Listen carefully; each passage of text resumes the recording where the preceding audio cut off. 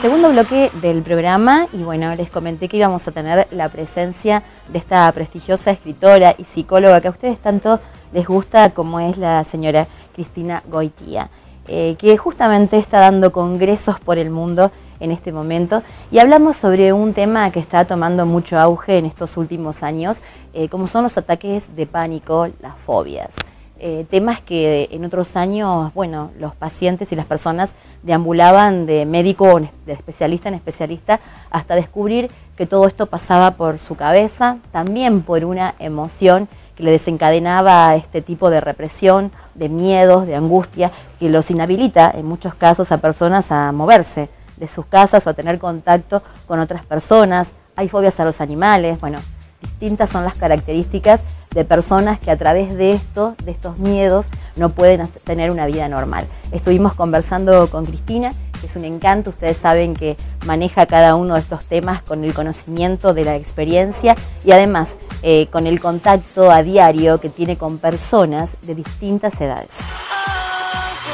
¿Es de esta última década o siempre existió trastornos de fobia, de pánico, de ansiedad? ¿Qué son las fobias? ¿La gente sabe qué son las fobias? Creo que padecen las fobias más del 60% de la población, que es muchísimo. Y las fobias son tan antiguas como la humanidad. Desde que existieron las tormentas, hay gente que le tiene mucho miedo a los truenos, a los relámpagos, al viento. Es increíble la cantidad de gente que la fobia es el miedo. La fobia es un miedo irracional a un objeto. Esta es una definición un poco científica. Es el miedo irracional a un objeto que llamamos el objeto fóbico y que generalmente no tiene causa para originar el miedo. Y para hacerte práctica, ¿por qué le vamos a tener miedo a un gato, a una paloma?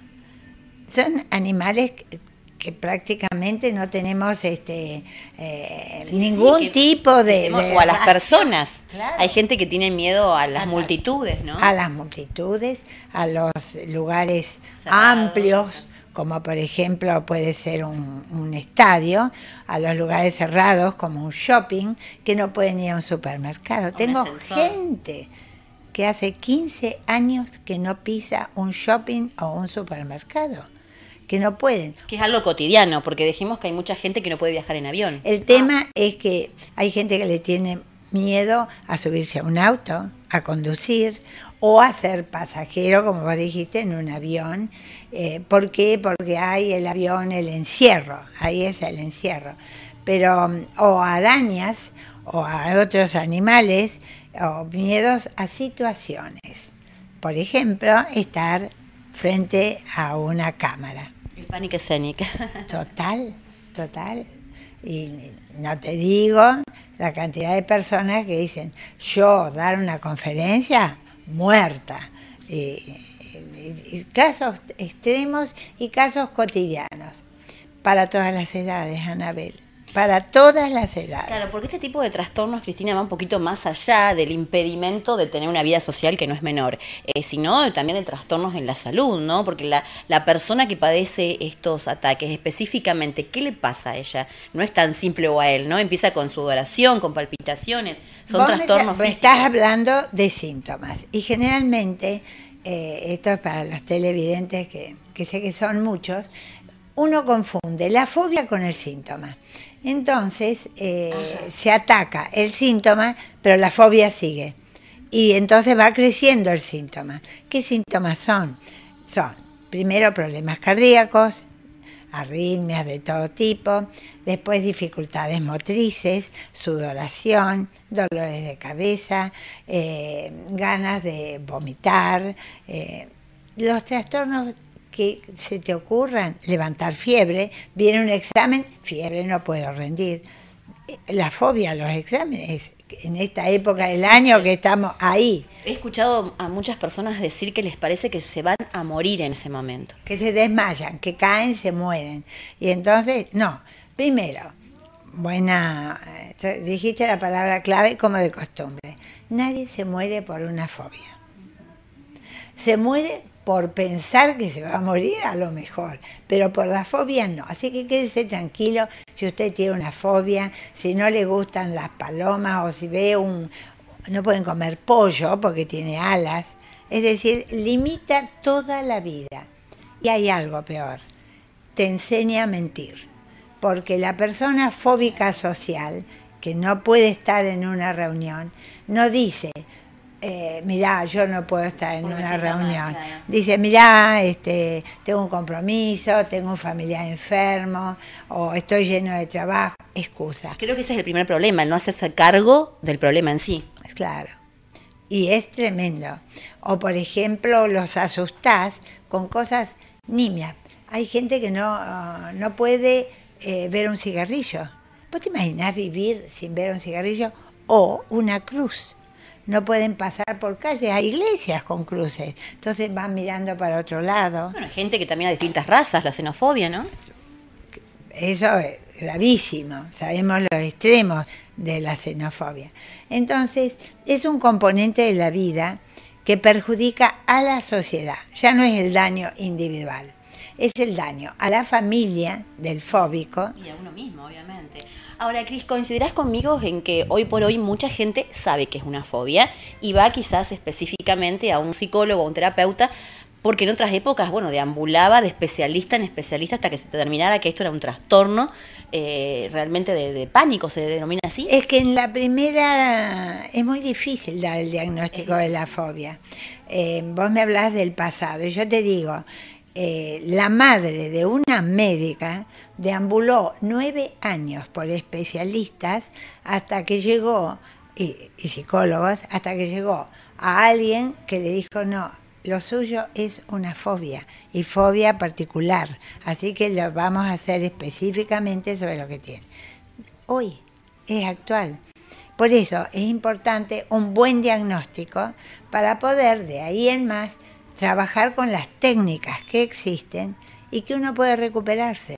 Y este buen diagnóstico que lo tiene que dar el profesional al que se consulte, o sea, ¿están los profesionales también capacitados para poder ser un especialista en fobias? Porque hoy en día es el mundo de la especialización. Sí. Entonces, vas más directo. Claro, encontrás que tiene mejores herramientas para trabajar el profesional y mejores herramientas para transmitir a la persona. A la persona, ¿qué herramientas son las que se cuentan hoy o cómo es el abordaje? ¿Esta persona puede curarse de este padecimiento? Sí, seguro, seguro. Cuanto más tiempo la tuvo, más difícil va a ser, por supuesto.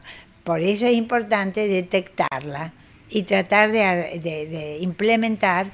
Hay todo un abanico de técnicas que van desde, por ejemplo, el entrenamiento en el pensamiento para poder no avanzar con la fobia. Primero hay que detener la fobia y después hay técnicas de distracción, hay técnicas de autocontrol, técnicas en las cuales uno busca a alguien que llamamos el bastón, que va a ser la persona que lo va a ayudar a superar la fobia, y es muy importante. Cristina, hablarlo es importante. Claro, vos decías que lo más rápido que se detecte mejor, porque vemos que hay fobias en distintas edades. Sí. ¿Qué persona puede padecer una fobia? O sea, ¿ya se nace con este problema o se hace durante el crecimiento, la sociedad, la familia? ¿Qué puede ocasionar en una persona un ataque de pánico? Anabel, ¿por qué haces preguntas tan importantes? Pero francamente... Porque me enseñan muchos profesionales como vos que están en mi programa desde hace tantos años y uno aprende un poco a ir un poco más allá, ¿no? No, porque hay fobias que se llaman fobias intrínsecas, que pertenecen a uno mismo, las que hemos mencionado, por ejemplo, a los animales. Pero hay fobias adquiridas, que son culturales. Una madre que le tiene miedo a las tormentas le transmite al hijo el miedo a las tormentas. Y hay fobias que vienen por otro problema. Una persona que ha sido operada, que no tuvo bien resuelto su problema específico, ¿cómo no va a tener fobia a los medicamentos, a ir al médico? Sí, es una situación vivida y traumática. Tengo gente que no va al médico hace 9 años, 5 años, y vos decís, ¿pero cómo puede hacer? por miedo. Claro, ha tenido una situación traumática que lo ha marcado. Lo marcó, entonces tenés que trabajar. O miedo a las inyecciones. Claro. Hoy en día tenés que hacer, para casarte tenés que hacer una serie de estudios, sangre, etcétera. No pueden, se desmayan, como vos decís. Claro, hay que resolverlo porque esto por ahí pasa por bueno, a lo mejor un encierro o algo así, pero si se sigue agravando ya pasa así a un problema físico total, Sí, ¿no? y si tenés un puesto en el cual bueno, estás mucho más. Ni hablar, ni hablar. Bueno, lo importante es esto, saber que hay técnicas, Y que hay se estrategias. resuelve en poco tiempo. Mi consejo, no lo oculte, háblelo, busque a especialistas y decida si hacerlo, porque sabe que vivir con miedo es vivir a medias. Y eso nadie tiene que hacerlo. Excelente definición en todo aspecto. Gracias, Cristina. Un placer, como siempre. Gracias a ustedes y ya sabe, a las fobias, el pecho.